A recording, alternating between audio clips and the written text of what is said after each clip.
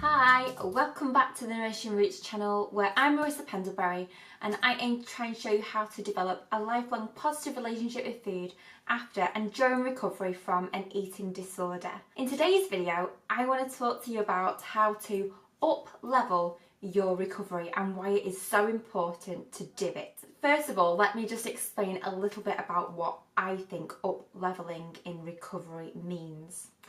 So, personally, from my own experience, I went through a stage of hoping that once I reached a certain weight or once I got into a stage of eating in my recovery where I felt stable and I was eating enough, or the calorie guidelines that I was set by my dietitian, I thought that a magic fairy would come along in my head and magic all my symptoms of an eating disorder away.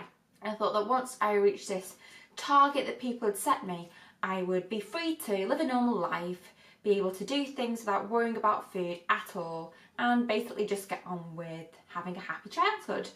But did that happen? No. And unfortunately, I think with recovery, we can set ourselves this hope and dream that everything will just disappear like that once we start committing to recovery. And that would be ideal.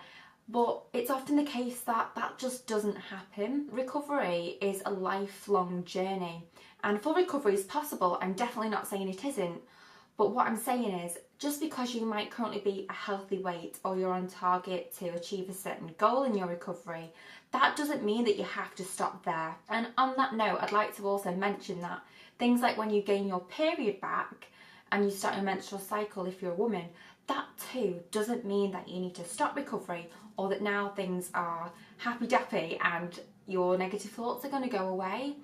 Sometimes it's a sign that you're going in the right direction, which is brilliant. But what we have to do is realise that even when we come to a point that other people have set us as a target, we might know deep down that there's still a lot of work to do psychologically.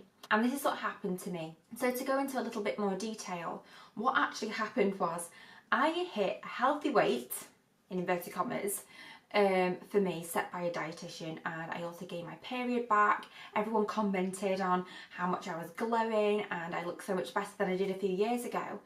And yet, I kidded myself into thinking that that's what recovery was, even though I knew that I still struggled with things like eating out at unknown calorie restaurants, eating cakes, going to eat brownies, things from the bakery, ordering things without taking my safe snacks with me, or ordering things without actually looking at the calories before I would order them. I'd also have a really big struggle if anyone else tried to take control of my meals or my snacks or altered times. I was unable to go to work properly because my time schedule was so revolved around food, when I got up, when I went for a walk, when I went to exercise.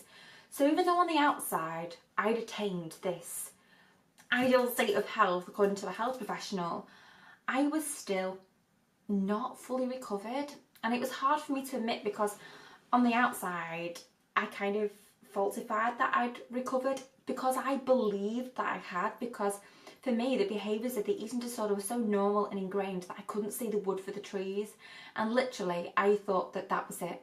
However, in the last year or couple of years, I've realised that there were some things that I still needed to work on. In fact, a lot of things that I needed to work on. And some of those things involved, being able to give full control to someone else to prepare my meals, or go out for more challenged snacks that weren't just biscuits and cakes, but full-size muffins and big cakes, or even 2 muffins at once, because things like eating fair foods, that's great. But even if, say for example, you can eat a Kit Kat or a Cadbury Dairy Milk or whatever similar version of a chocolate bar is in America, you might get to a stage where you feel comfortable with that. But what about your feelings of comfort when I might say, okay, eat 2 chocolate bars at once? And if that kind of fills you with dread, then there is some kind of eating disorder limitation in your mind. Same to say with if you eat a certain fair food and you'll only go up to a certain amount of calories for that fair food, that's also slightly disordered, and in some way you're setting yourself a limit and not up-leveling recovery. Because what up-leveling recovery means, going above and beyond things like a healthy weight or getting your period back or being viewed by other people as healthy. Because ultimately it boils down to full freedom with food and your relationship with food and your whole body. So even if you are a healthy weight or have got your period back, you might still be feeling, my legs are too big, or my arms look like horrible, or just not how you want them to look. You might also think that certain portions are too big to have, or you're not allowed over a certain amount of calories for a meal or snack, or God forbid someone else put peanut butter or butter on my toast if I don't ask them to. For me, and what I think recovery is really defined by, is you being able to eat a portion of food wherever, whenever you want, in however much quantity you want, and not feel a sense of guilt or a need to control how much of it you eat or what you do afterwards or before in order to eat it without any emotion, like negative emotion. And this also comes back to something I've discussed before, which is about having an emotionally healthy relationship with food, but also an emotionally neutral relationship with food. And this doesn't mean to say that you can't be happy for having food, or sometimes you eat when you're sad or happy, but what it means is that when food is presented to you, you don't have this fear reaction, or it's associated with anger, or it's associated with needing to do something afterwards. Because I'm guessing if you've had an eating disorder, you've probably experienced a sense of, or that's too big, or I can't eat that for X, Y or Z reason. Or just being able to eat something just because it's there and it's just food. And I know food has so much more meaning than fuel. I wholeheartedly believe that. But if you're still living in a world where there's so much focus on when you eat, where you eat, what times you eat, how much you eat, who you eat with, is that really full recovery and freedom? Is it really up-leveling your recovery? And for me, the answer was no. So what I had to do some really good thinking and get everything down on paper, like the little nuances of things that I was still struggling with, and make a commitment and an ongoing commitment to tackle them. Even if it was something as simple as allowing someone else to make my breakfast, or eating, a double-decker size muffin instead of a piddly one, or going out and actually having, a full burger with fries and rice and a dessert because that's what I wanted, even if I was full. Because I knew that if I didn't tackle those things, they were always going to stay a fear at the back of my mind. Similar things of, actually having a full pizza instead of a couple of slices because that's what's safe. And even though it's pizza and cheese and all the fear foods involved in that, are you really tackling it to the full? And if you can actually ask yourself that honest question, am I tackling my fears to the full? Am I going above and beyond that limit in order to get well? If the answer is no, then you might be like me and have to do some good hard thinking of how you can continue to up-level your recovery. I feel so strongly that recovery doesn't happen by doing the protocol things such as gaining weight, getting your period back, following the protocol of professionals that only see the outside of you, who don't know really what goes on in your mind. Only you really knows what's going on, and even if you choose a fair food option, to someone else that might look great, but maybe underneath you maybe have chose that over a more anxiety option or a more anxiety fueled option. So really it's about getting to the nitty gritty and knowing that recovery happens for people who are willing to go that extra mile. Let me put this into a better word scheme. So say for example, if you signed up to do a 5-kilometre race, which I'm not actually recommending doing, but say if you did, you might get to at the end of 5 kilometres and think, right, that's it, the race is over. And if you were in a race, that probably would happen. But for people in recovery from an eating disorder, the actual end of the race isn't when you get to the 5 kilometres. It's for those people who are willing to go the extra mile when they realise that the end wasn't actually there where they expected it to be. So often you can have days, weeks, months or even years of getting to a state where you feel you've got to the end and it feels like a massive disappointment. Like, I remember asking myself, is this what recovery is? Have I got here just for this? Because I was still struggling deep down.